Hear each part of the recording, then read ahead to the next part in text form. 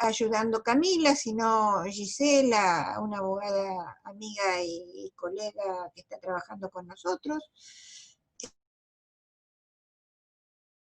Vamos a dar el tema, el capítulo 8 de, no, perdón, vamos a dar la unidad 11, el punto 3 de la unidad 11. Debo hacer una advertencia. En el punto 2 de la unidad 11, estamos hablando de la Unión Europea. Por razones de tiempo, si no, no nos da el tiempo para todos estos temas, por razones de tiempo, hola, ¿sigo? Por razones de tiempo, ¿ustedes me escuchan? Sí, profe. Ah, Sí, bueno. profe. Si no me escuchan, me dicen, porque yo tengo la cosa media complicada. Si no. Por razones de tiempo, el tema, el punto 2 de la unidad 11 no la vamos a desarrollar. Yo les dejé bibliografía, es muy simple porque la bibliografía de la Unión Europea está en la página de la Unión Europea. Así que todo lo que va por razones de tiempo es imposible que de ese tema. Así que vamos a ir directamente al punto 3 de la unidad 11. Ahí tengo una bibliografía que son los grandes problemas de la economía global, que es el capítulo 8 del libro de Derecho y Economía, del libro nuestro de cátedra. Fíjense en el último capítulo, en el capítulo 8, ahí tienen el tema en general, todos los temas del punto 3 y el punto 4. Hoy vamos a desarrollar en lo posible el punto 3, que es el que refiere a los grandes desafíos de la economía global. En la clase, en las preguntas de la clase del rato que estuvimos antes de dar la clase, surgió un poco este problema. La economía global, en el que empieza en los 2 últimos quinquenios del siglo pasado, ha avanzado en función de varias cuestiones que tenemos que analizar. Una de las cuestiones básicas es el aumento del capital, en el mundo estoy hablando, del capital financiero en relación al capital de producción, o sea, el capital de la inversión extranjera directa o la inversión directa. Hay mayor cantidad de capital especulativo financiero en las bolsas y en los lugares de juego de oferta y demanda de capitales en el mundo. Ahí está. Esto es una de las grandes cuestiones que hay que entender. La movilidad de ese capital en el mundo es un fenómeno nuevo también, porque esto viene atado, viene ligado a la tecnología de la transferencia de capital, la tecnología que entra en la economía generando también grandes cambios. La tecnología de la innovación, la tecnología de la transferencia, la tecnología de la informática en definitiva. Todo esto hace que el mundo se globalice, así como se ha globalizado esta pandemia, el mundo se globaliza a través del intercambio, de las conexiones. Hoy estamos aquí hablando, grabando esta clase, y la pueden escuchar en España, si quisieran. ¿Se dan cuenta? Ustedes, esto es el fenómeno expansivo de todos los países, de alguna manera estamos ligados, estamos unidos. Con respecto a la cuestión entonces del capital, de la conformación de estos conglomerados, porque también se conforman conglomerados de capital financiero especulativo, que son los llamados, nosotros le llamamos los buitres, o llamarle el tema que quieras, o el rótulo que quieras. Esto es un problema muy serio de la economía actual. Por otro lado, tenemos entonces los grandes cambios tecnológicos y los grandes cambios en el transporte. O sea, las formas de transportar personas, materiales, productos, bienes, es extraordinaria. Es de una rapidez nunca y seguramente a finales de este siglo XXI, las formas de comunicación van a ser extraordinariamente rápidas, inmediatas casi. Y esto se debe a la tecnología, al altísimo grado de la aceleración de las formas de la tecnología. Todo esto, todo este gran cambio extraordinario, se da también de un poco de bruces con los cambios institucionales y con la cultura y con la humanidad en sus comportamientos. Nosotros hemos avanzado tecnológicamente en el conocimiento, la tecnología, en la ciencia, de una manera extraordinaria en los 2 últimos siglos. Pero este avance no ha cambiado aspectos intrínsecos en la humanidad. La violencia que existe, la violencia en los géneros, que también existe, los cambios extraordinarios en la inserción que genera el cambio, la última guerra mundial, que genera que la mujer ingrese aún más que en la Primera Guerra Mundial en el campo de la producción. La inteligencia que ha llevado las mujeres durante muchísimos siglos no pudo estudiar, no estaba adecuada al estudio. Las universidades, los estudios de los lugares de centros de conocimiento demandados por los hombres, para los hombres.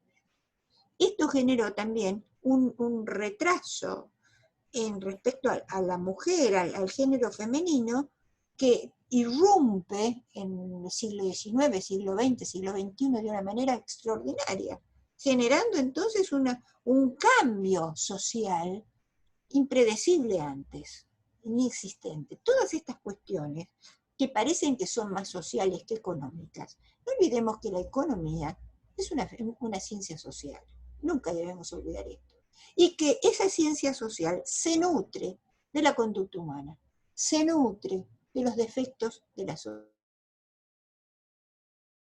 sociedades, por los hombres y las mujeres del planeta. Entonces, esto, cuando estamos hablando de globalización y los grandes problemas que presenta la globalización, son basados fundamentalmente en estas características que tienen el siglo actual.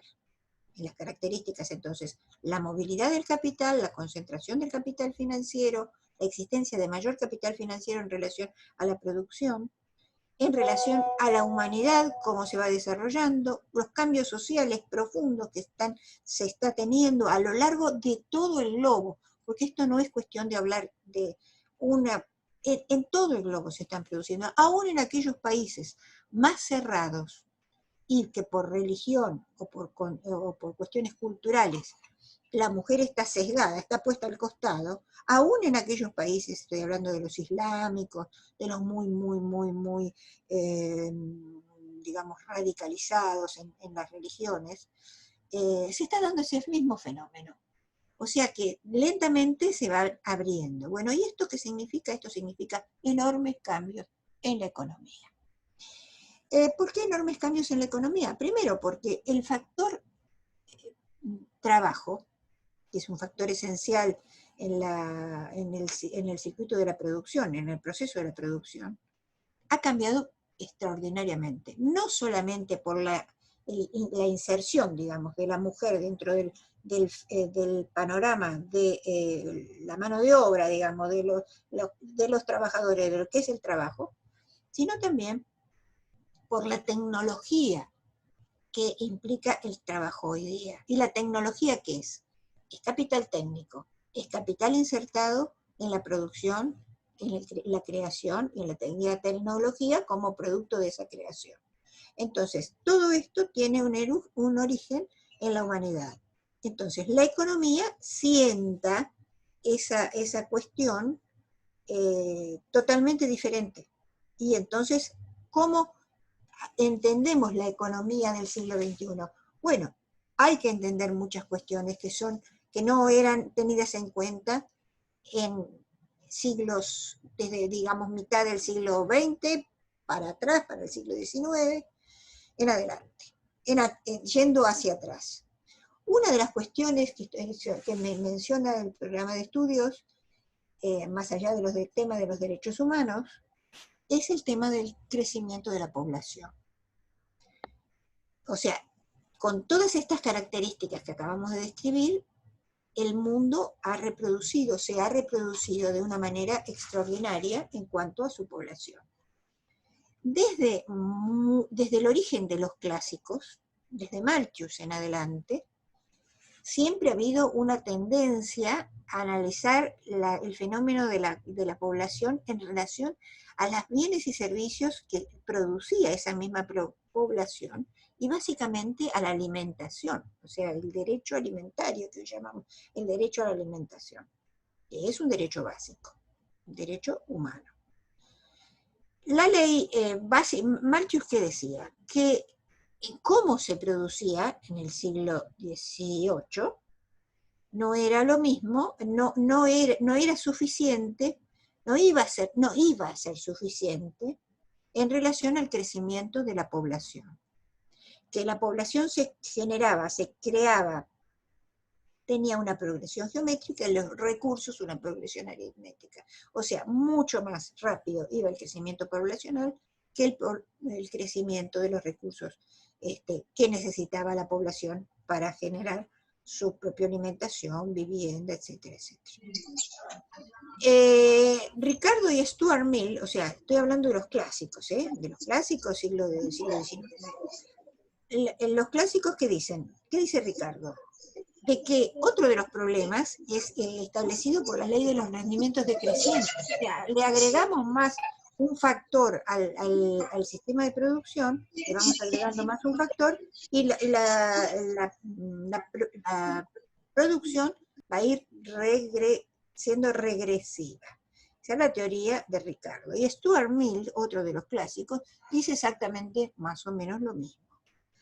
Pero siglo XX, tenemos otra visión del tema, sin negar las características de los clásicos, que es la de Myrdal. Myrdal es un economista sueco que habla del tema, centra todo el estudio de la economía en el tema de la pobreza. ¿Por qué existen estos lugares, estas países o regiones del mundo donde existe una pobreza extrema o una gran pobreza, y en otros países esto no está sucediendo? Y la relación que hace él es una relación que se hace hoy día también, que es el fenómeno del proceso de acumulación de bienes, el proceso de acumulación de capital que permite a los países mantener un constante crecimiento para permitir de esta manera que no haya pobreza. O sea, Myrdal lo que dice es, el proceso de acumulación del capital nos permite crecer. Esa es la conclusión. Schumpeter, hoy estábamos hablando muy de costado cuando hicieron las preguntas, hablamos algo sin nombrarlo a Schumpeter, de cuál es la teoría de Schumpeter. Schumpeter dice de que cuando más tecnología, más conocimiento le insertemos el proceso de la producción, mayor va a ser la posibilidad del desarrollo de las empresas, de la competitividad de las empresas, y de esta manera se puede ir generando mayor cantidad de personas que sean que presten servicios, que den su trabajo, que ofrezcan su trabajo en la organización empresaria, y poco a poco entonces el crecimiento empresario va generando también un crecimiento de los países. ¿Qué dice Keynes? O sea, saltamos, vamos desde los clásicos o los clásicos originarios hasta pasando por Myrdal, que es un análisis diferente. Ojo con esto, porque tiene algo que ver con la idiosincrasia de los suecos, y con Keynes, que Keynes habla de la relación que existe entre el aumento de la demanda y la población. Si aumenta la producción, si aumenta la demanda va a generar la necesidad de aumentar la producción, y con esto se movilizaría nuevamente el fenómeno. Cuando hablemos bien claro, Keynes estaba analizando siempre el proceso del paro y de la gran crisis del año 30.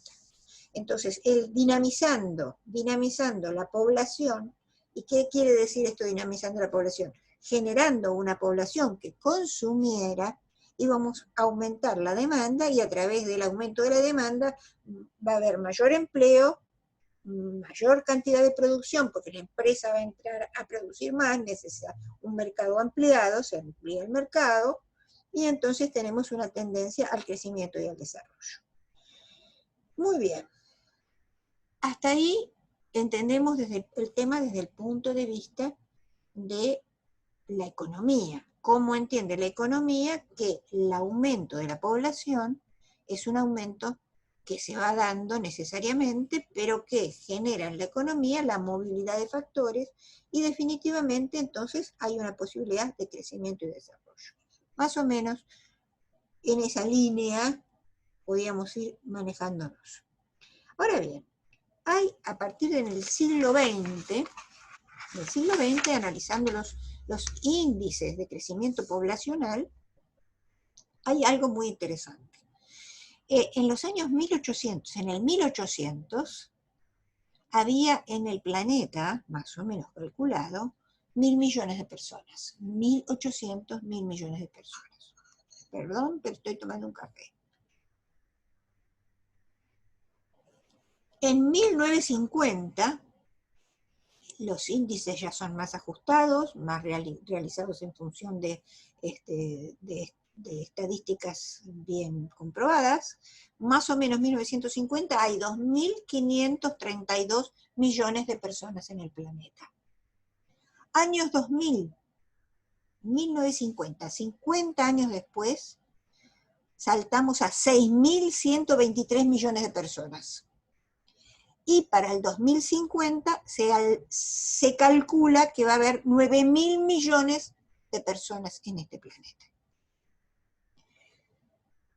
¿Qué significa? Que desde el 1950 al 2050, o sea, en 100 años, no, sí, más o menos, en 100 años, 50, sí, en 100 años, se va prácticamente triplicar la población del mundo.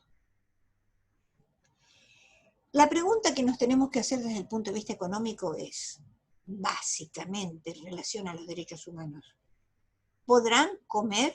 ¿Habrá producción de alimentos para estos casi 10.000 millones de personas? Sucede de que hay muchas teorías al respecto y muchas posiciones políticas incluso al respecto. Por ejemplo, China, el país más poblado de la Tierra, durante todo el periodo de Mao Zedong, prohibió la procreación de las parejas chinas en más de un hijo. Así, tajante. De esa manera, el crecimiento poblacional, por supuesto que cambió profundamente, y entonces China recién ahora está liberando un poco esa política estricta de Mao, y ya los chinos pueden tener más de un hijo, que no pase de 2, Esta política es posible solamente en una férrea dictadura, una política poblacional en una férrea dictadura, porque es casi imposible determinar en un sistema, yo no diría de superlibertad, pero por lo menos de una libertad controlada en un país, que las personas, las parejas, no tengan más de... y no puedan ser más de una unión por pareja, eso es otra. Porque yo puedo tener 5 hijos con parejas diferentes. No. China de Mao no. Una pareja, un hijo. Y no más parejas. Que acá estaríamos un poquito complicados. Esa es una cuestión. O sea, una política estrictamente restrictiva, absolutamente restrictiva. La otra política no restrictiva, pero que se da en la India, es el segundo país más poblado de la Tierra. Creo que en este momento 1.500 millones de habitantes tiene China y 1.200 India. No estoy segura, bien de cifras, pero más o menos la relación es esa. India, ¿cómo ha controlado, se controla automáticamente o se controla? Por la mortalidad infantil. Por la mortalidad infantil. Un horror, un horror. Pero las mujeres hindúes tienen muchos hijos, pero sobreviven muy pocos hijos. Ese es un horror. Políticas de Europa Occidental y del mundo occidental han sido 2, o absoluta libertad o un dirigenciamiento hacia el control poblacional. Y esto cómo se hace a través de los métodos anticonceptivos, que las Naciones Unidas fomentaron, y la Organización Mundial de la Salud también, durante varios decenios en el mundo, hasta que entró la política de Reagan. Reagan liberó, en cierta manera, el tema del control natal mediante las políticas de control de la natalidad. El control de la natalidad fue la época en que aparecen todas las medicaciones de control de la fertilidad femenina primero, también masculina, como métodos no cruentos. Este fue el avance, y eso generó una retracción muy grande en el crecimiento poblacional, más allá de la opinión de las iglesias o de las religiones que no aceptaban este tipo de restricciones, de métodos restrictivos de procreación. ¿Qué pasa hoy día? Es difusa la cuestión. ¿Qué pasa en América Latina? América Latina es un conglomerado de contradicciones en este aspecto. El país más poblado de América Latina, estoy hablando de América del Sur, por supuesto, Brasil. Brasil, más de 200 millones, 250 creo que tiene, millones de habitantes. Los menos poblados de la América del Sur son dos vecinos de Brasil. Uno es Argentina y el otro es el menos poblado de todos por cantidad de habitantes, pues de kilómetros cuadrados, es el Uruguay. ¿Cuál es la razón de esa diferencia? Ojo, que Argentina ha aumentado su tasa de natalidad, pero junto a la tasa de aumento de la pobreza. O sea que, cuidado con esto. Y el caso del Uruguay se ha mantenido a los mismos niveles, y también Chile. Y las habilidades de reunión ahora incluyen minutos ilimitados. ¿Estamos yendo afuera? No, profe, quiere decir que cuando llegue a los 40 no se va a cortar, sino que sigue. Bueno, perfecto. No sé, porque yo estas cosas exóticas todavía las sé, pero no las tengo incorporadas, me cuesta. Estamos bien. Ustedes cualquier cosa me avisan. Entonces, ¿qué pasa en Argentina, en Chile, básicamente Argentina y Uruguay? Bueno, la existencia de clases medias de origen europeo, o sea, por ejemplo, ¿qué quiero decir con esto? Que son de origen de inmigración, esto es los productos de la inmigración. Las clases medias generalmente tienden a tener pocos hijos. ¿Por qué? Porque son clases medias que tratan de ascender económicamente en la pirámide o sea, de la acumulación, pero a su vez saben de que también quieren buena educación para sus hijos, y que entonces el límite está dado por las posibilidades de educación, de bienestar, de formas de vida. Entonces, ese es el límite. No existe este límite existiendo los límites que existen para la concepción, ¿cierto? No existe lo mismo en las grupos de población de muy bajos ingresos. Hay un estudio que se hizo sobre Brasil, no sobre Argentina, sobre Brasil. ¿Y saben cuál fue la respuesta generalizada de las zonas de muy escasos recursos, de muy bajo ingreso en Brasil? Que teniendo muchos hijos, posiblemente alguno de ellos podría ayudar a todos los demás a través de un éxito o una salida hacia dos cosas que se consideraban fundamentales. Una era la música, la otra era el fútbol. Fíjense la diferencia abismal de las culturas en la misma nación, en la misma ciudad seguramente, con respecto al crecimiento poblacional. Y esto hace que haya grandes diferencias en el crecimiento de las poblaciones. Eso por un lado. El crecimiento poblacional, ¿qué quiere decir? A medida de que aumenta el ingreso per cápita de los habitantes, de las personas, esto y genera mayor demanda. La primera demanda será de bienes esenciales. La segunda será de bienes de bienes intermedios. Y la tercera será de suntuarios. Entonces, en función de esto, es como se van acomodando las formas de producción y la existencia de bienes en una sociedad y la producción de bienes en una sociedad. Por otro lado, tenemos otra cuestión interesante de analizar, que es el de las migraciones. Las migraciones generan un cambio acelerado y un cambio diferente en cuanto al crecimiento natural de las poblaciones cuando hay una inserción poblacional en una X sociedad por traslado de personas de un lado al otro. También esto genera cambios económicos, que tienen origen económico y que son económicos. Y una prueba de ella muy clara la tenemos en nuestra historia, y la otra prueba actual muy clara la tenemos en los Estados Unidos. Sigo tomando mi café, espérenme un cachito. ¿Qué pasa en los Estados Unidos? Los trabajos no calificados, los trabajos manuales. Acá dice se cortó a mí solo el audio, no escucho nada. ¿Los demás escuchan? Sí, sí, se escucha, profe. Bueno, entonces... Sí, se escucha. Ah, bueno, gracias por avisar. Los problemas, los trabajos no calificados, que no requieren tecnología y que son manuales más de unas veces, son absorbidos por la inmigración, que es ilegal, que generalmente es ilegal. Ese es el caso de los Estados Unidos. ¿Qué pasó en la Argentina? La Argentina es el país más despoblado, junto con Australia y Nueva Zelanda, país despoblado en el siglo XIX. Argentina, Uruguay, también Chile, pero no tanto.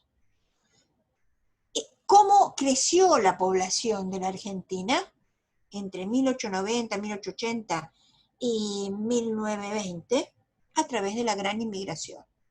Esta gran inmigración fue la que determinó que existiera en la Argentina un crecimiento poblacional que determinó también un crecimiento en la economía, porque esas poblaciones que venían de manera muy paupérrima, o sea, sin bienes, pero con una cultura previa, que era la europea, de de querer trabajo para que ese trabajo pudiera ser productivo y a su vez permitiera a sus hijos y a su descendencia generar una sociedad mucho más desarrollada y de mejores condiciones, fue la que generó el cambio de Argentina entre 1890 y 1920, o 20 y pico, hasta la crisis del 30. Entonces, esas son las dos grandes cuestiones que tenemos que entender, del crecimiento natural de la población y del crecimiento generado por inmigraciones. Argentina sigue teniendo inmigración que cumple un poco la función que cumplió esa primera oleada de inmigración, que fue la del trabajo manual, la del trabajo duro, la del trabajo campesino o del campo, que fue absorbiendo, digamos, que fue muy productivo, que permitió que en la Argentina se extendiera la población hacia otras regiones no pobladas, caso del sur, por ejemplo, con los grupos que vinieron de Inglaterra, no me acuerdo qué parte del Reino Unido, de Alemania, de Dinamarca, toda la zona del sur fue poblándose de esta manera, con inmigrantes. Entonces, ¿y ahora cuál es la inmigración? La migración es limítrofe. O sea, de los países limítrofes que ven en la Argentina una posibilidad de educación y de sanidad que no tienen en sus propios países. Entonces, esa es la población que en general está cumpliendo el rol que en los Estados Unidos cumple también, que es del trabajo urbano, generalmente urbano, mucho más es manual, no calificado y sin ninguna educación. Ahora, el problema es de cómo absorben las sociedades estos cambios poblacionales que son necesarios, pero que son también naturales. Son también naturales. Eso, tratar de poner barreras en cuestiones de inmigración no resultan. Es más o menos lo mismo que querer ponerle precios máximos a los precios cuando tenés una inflación. No resulta. Y lo mismo pasa con las poblaciones. Entonces lo que hay que tener es políticas de absorción de las poblaciones inmigrantes de inserción a la cultura de los países y además de educación y de sanidad y de mucha educación para que se inserten de una manera mucho más productiva y necesaria en los países como es el caso de Argentina. Eso no tenemos políticas, no es que no haya políticas de inmigración, sí que las hay, pero no tenemos políticas de inserción cultural y de inserción en el estudio, es muy difícil. Les resulta al inmigrante muy difícil. Entonces, esa es la cuestión que también requiere un análisis económico muy importante, porque es el factor trabajo uno de los factores fundamentales en el funcionamiento de la producción. Dicho esto, vamos a ver cuáles son las cuestiones más interesantes que se nos plantean con el tema poblacional. Hay otro fenómeno que no hemos analizado y que es muy propio de este tema, que es el del envejecimiento. Sucede de que la humanidad, a lo largo del desarrollo de la tecnología y del conocimiento de la ciencia llevado a la medicina, llevado a la salud, las poblaciones en general hoy viven mucho más tiempo. Antes, la gente, en lo normal, eran los 60 o 65 años. Por eso la legislación de jubilaciones en la Argentina ve como un extremo los 60 años. En la mujer, 65 en los hombres. Y esto era en el mundo así. Sucede que hoy a los 65 años, generalmente la población está en una etapa de producción perfecta. En general. Por lo tanto, las legislaciones encuentran un cuello de botella en esta historia de que si vos te jubilás a las personas a los 60 años, vas a tener a lo mejor 20 o 25 años más que pagarle su jubilación, porque la gente normalmente vive hasta los 80. ¿Y esto a qué se debe? ¿La humanidad ha cambiado? No. Lo que ha cambiado es la salud. Son los medicamentos. A medida que la medicina avanza, la gente vive más tiempo. Entonces, si vivimos más tiempo, entonces somos más productivos más tiempo. Porque si bien el envejecimiento tiene las mismas características de acá hace 1000 años, las características del hábitat que hoy tiene la humanidad, en general es lo que determina el límite de la cantidad de años que viven. Hay poblaciones de nativos en las zonas fronterizas de Argentina que el límite de vida son los 35 años. ¿Pero por qué? Porque son poblaciones absolutamente mal alimentadas, que no tienen sanidad, que no tienen ninguna de las, y no tienen agua potable. Bueno, lo del agua potable es un tema. Una de las características que toman las Naciones Unidas para definir un país en cuanto a sus características y su ingreso, es el tema del agua potable. Y nosotros lo estamos viendo en esta pandemia. La Argentina no contempló ciertas cuestiones a lo largo del tiempo, no, esto no es una nueva cosa, esto es a lo largo del tiempo, de que las poblaciones fueran dirigenciadas a la habitación popular, o sea, que el Estado interviniera con este tema y ejercer y determinar la habitabilidad de las tierras, siempre y cuando existiera agua potable, mínimo agua potable, y pónganle ustedes cuestiones de energéticas. Pero el agua potable es básica, y la pobreza está definida por el agua potable. ¿Y qué pasa ahora con la famosa pandemia que estamos padeciendo todos? Que las zonas más afectadas son aquellas que carecen de agua potable.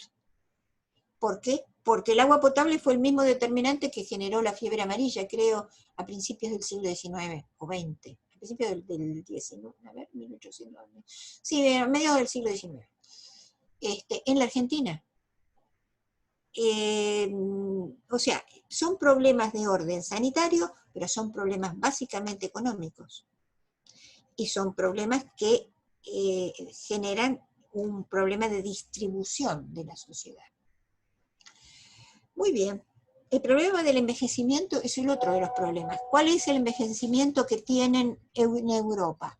Europa tiene un grave problema, porque su población, precisamente como tiene un estándar alto de ingresos y de vida, la vida se prolonga mucho más en Europa, se ha prolongado mucho más en Europa. Pero la gente, la clase media de europea, los europeos, no son amigos de tener muchos hijos, al contrario, si es posible no los tienen, porque tienen un estado de bienestar que la existencia de criaturas, de niños, genera una alteración de ese estado. Y la gente joven no es amiga de tener muchos hijos, y menos 4 o 5.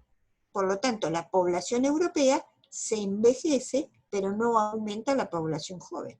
A la inversa que en América Latina, donde la mayoría de la población es joven, y los grandes, la población mayor, todavía es menor en relación al crecimiento de la población mayor que de la población más joven.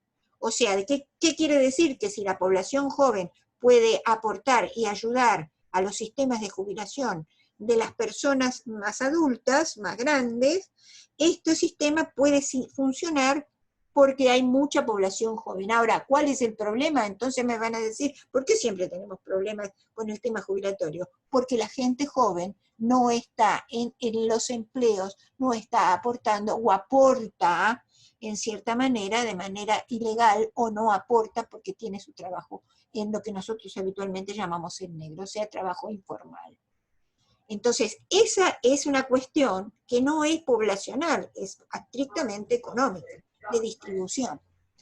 Muy bien.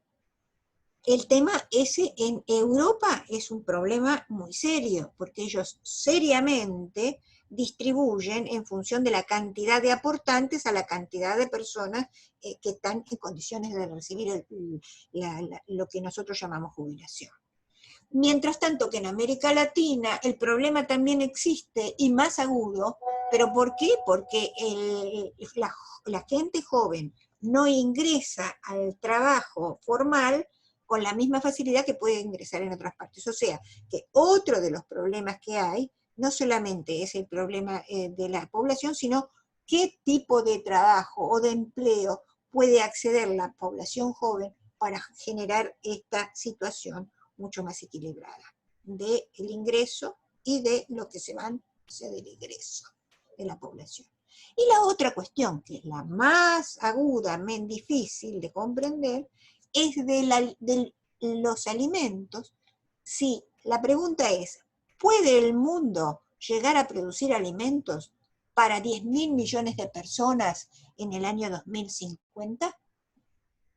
Bueno, Malthus, si nos atenemos a los clásicos, Malthus va a decir, no llegamos.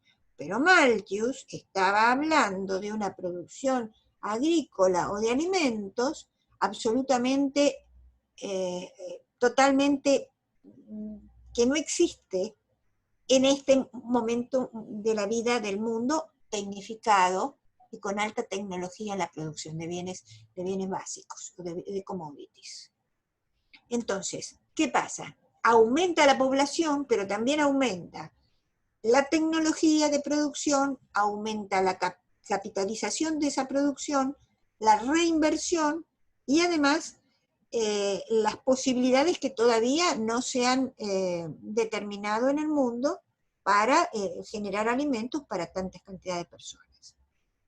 La primera revolución, la llamada Revolución Verde, se produce entre los años 50 y 60. Esa Revolución Verde tenía como leitmotiv, o sea, como tema determinante, vamos a poder alimentar al mundo a través de los cambios biogenéticos en la producción de alimentos. Y de hecho, ha sucedido. Ahora, a contramano de esta Revolución Verde, o sea, la biotecnología aplicada a la producción agrícola, ha generado una enorme cantidad de producción de alimentos que antes no se realizaba a través del ciclo natural de la producción de alimentos, que es muy grande, o sea, muy importante, que podría aplicarse a todos los países del mundo la alimentación básica de las personas. Pero ¿qué pasa? Existe un problema, o varios, que es la concentración de esta producción y además los monopolios de producción y además la distribución de la alimentación. ¿Cómo hay hambre en los países? Y sí, por ejemplo, pongamos, no nos metamos en nuestro tema Argentina, que es doloroso, por lo menos es doloroso entender que en la Argentina, pero en la Argentina no es un problema gravísimo. Sí es un problema gravísimo en el África, por ejemplo. Porque África fue un continente devastado desde el punto de vista ambiental, devastado. Esta devastación del territorio ha hecho de que la gente no tenga manera ni recursos de producir en esas tierras tan improductivas, porque el primer continente que digamos que se va desgastando en su producción agrícola en el mundo, por miles de siglos, ha sido el África. Entonces, hoy día, el problema del África es un problema muy serio de devastación, que hay muchos planes para lograr que en los territorios extensos del África se puedan producir alimentos. ¿A través de qué? A través de la tecnología de alimentos. Entonces, la tecnología de alimentos es uno de los grandes avances que ha tenido la humanidad para poder generar alimentos o básicos para el aumento poblacional. Eso por un lado. Pero por el otro lado, como siempre se da en la economía, lo bueno y lo malo, parecemos los chinos, el yin y el yang, está el problema de que ese aumento de la producción de los alimentos, o sea, de la agricultura en el mundo, ha generado alteraciones muy grandes desde el punto de vista ambiental que son necesarias de solucionar. Lamentablemente, y este es un tema que lo dejamos para la próxima clase, que es la última, porque necesita un estudio muy... Creo que les abro la llave para que ustedes empiecen a analizar uno de los temas más serios que tiene la humanidad hoy día, que es el aumento de la producción agrícola, la extensión, o sea, tomar zonas que eran improductivas, convirtiéndolas en productivas. Nosotros tenemos un ejemplo muy clarito en una provincia argentina, una de las más improductivas en el siglo XX o principios que era Santiago del Estero. Santiago del Estero era una provincia absolutamente improductiva. Hoy es una de las provincias que produce más soja, por ejemplo. Zonas de Salta, que eran altamente improductivas, las zonas sojeras de Salta. Ha cambiado digamos, la geografía y el sistema de producción en nuestro territorio. Ahora bien, existen otros problemas que son gravísimos y que tengo un trabajo que hicimos hace 2 años, en un congreso que llevamos a Salta, sobre los defectos de precisamente aumento de producción agrícola en relación al ambiente. Desertificación de zonas, inundaciones,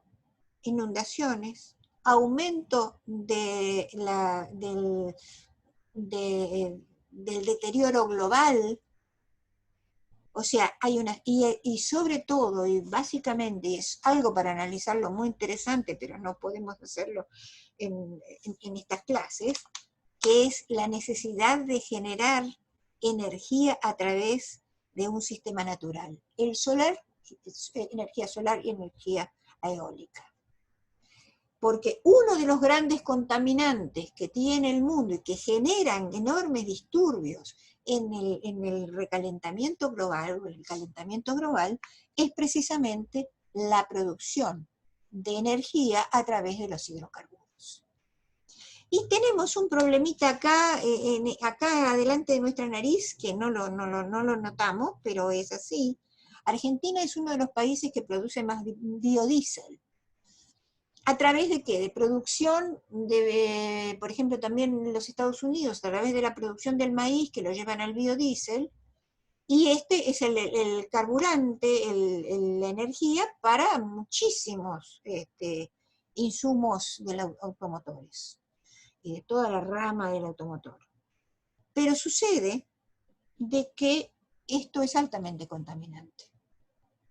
Entonces, ha habido políticas en Europa de eliminar rápidamente estos hidrocarburos o las formas energéticas producidas por los hidrocarburos, yendo hacia el auto eléctrico, la energía de voltaje eléctrico. ¿Y esto qué ha determinado? De que se cayó el precio, porque la demanda cayó y se cayó el precio del biodiesel que producía Argentina, a través de empresas de alta complejidad que tenemos en Argentina. ¿Qué quiere decir esto? Quiere decir de que el mundo va virando hacia producción energética menos contaminante. Y esto se va a dar en 20 años, pero con toda seguridad. Ya están los autos eléctricos funcionando en Europa. En Europa, en Estados Unidos, en Canadá, en Australia. Acá no han llegado, no sé si habrá algunos, porque tampoco tienen forma de cargar las pilas como hacemos con los teléfonos. Es lo mismo, es exactamente lo mismo. Entonces, cuidado con las políticas energéticas de la Argentina, porque no podemos ir a contramano del mundo. Tenemos que hacer un paso hacia adelante y saber que esto es lo que se viene y prepararnos para poder vender energía de esta manera y no la inversa, que nos quieran vender aquella energía que el resto del mundo no usa. ¿Y cuáles son los países más contaminantes? Otra de las grandes cuestiones que la vamos a ver en la última clase. China y los Estados Unidos. Dos países que pareciera que son el antípoda, que están en las antípodas uno del otro, por sus sistemas político-económicos, y los dos convergen en la misma cuestión, la contaminación ambiental. Y convergen perfectamente, porque todas las reuniones del mundo que se han hecho, que se están haciendo desde Río de Janeiro en adelante, sobre estos temas del calentamiento global, los dos países que se han negado, ahora no lo hacen por una cuestión que están peleándose comercialmente, pero hasta ahora han sido los Estados Unidos y China. Así que ese es el otro gran desafío que tiene la economía moderna. Ustedes hacia adelante van a tener como abogados mucho trabajo en temas ambientales, mucho trabajo. ¿Por qué? Porque cuando más conciencia tomen los abogados de las nuevas generaciones de que el conflicto está en algunas cuestiones ambientales, en muchas cuestiones ambientales, tendrán más trabajo. Tendrán más trabajo. Si estos temas los ignoramos, no vamos a llegar a la litis, porque nadie lo va a plantear. Entonces, estos temas son los nuevos temas de la economía y del derecho, que son necesarios tenerlos muy en cuenta. Bueno, acá les doy una bibliografía para que vean sobre todo el tema de las poblaciones. Es muy interesante. En el libro de Tamames, yo había puesto, hay un capítulo del libro de Tamames que habla de este tema. A ver, déjenmelo ver, repasar. En el libro de Tamames está tenemos el capítulo 8 del libro de Economía y Derecho, tenemos un capítulo de población en Tamames, que no lo tengo anotado por él, pero aquí está, y también hay un trabajo que hoy le pasé a Eliseo que lo va a llevar a la página. Para la próxima clase, que es la última clase que vamos a tratar el tema de ambiente, economía y ambiente, que es un gran tema, incluso es una rama de la economía hoy, la economía ambiental. Es una nueva rama de la economía de mucha importancia en las universidades de los países más desarrollados. Es un tema por ejemplo, Canadá es un país que ha avanzado muchísimo en ese tema y muy cuidadoso del ambiente. Y los otros países que son dignos de observar son los países, los nórdicos. Dinamarca, Suecia y Noruega son ejemplos en esta cuestión, sobre todo Noruega. Y son el cuarto o quinto país de producción en el mundo energética no contaminante. Eso también es interesante de saberlo. Y este tema lo vamos a ver y les voy a dar una buena bibliografía porque tenemos bastantes trabajos realizados en este tema. Así que bueno, hasta la próxima y cualquier duda que tengan, lo que pueden hacer es escribirle a Camila que ella es la que me junta las cosas, si quieren hacer una nueva reunión antes de la última clase del día 26, de consultas sobre temas nuevos que ustedes tengan, aunque no estén en el trabajo, si ustedes quieren, le avisan a Camila y entonces nosotros abrimos una media hora o una hora de preguntas en la última clase, que es del día 26. Bueno, con esto, si quieren alguna pregunta, están en pantalla, díganmela, por favor. Así ya cerramos. ¿Está todo entendido? ¿Está todo claro? ¿Les quedó alguna duda? ¿No? ¿No? Estela me dice que no con la cabeza. Matías, ¿qué parece? ¿Estás de acuerdo? ¿Tenés algo? No, nada. Bueno, no tenemos ya nadie más. Bueno, entonces hasta la próxima, nos vemos el 26. Gracias por hoy. Chao, gracias.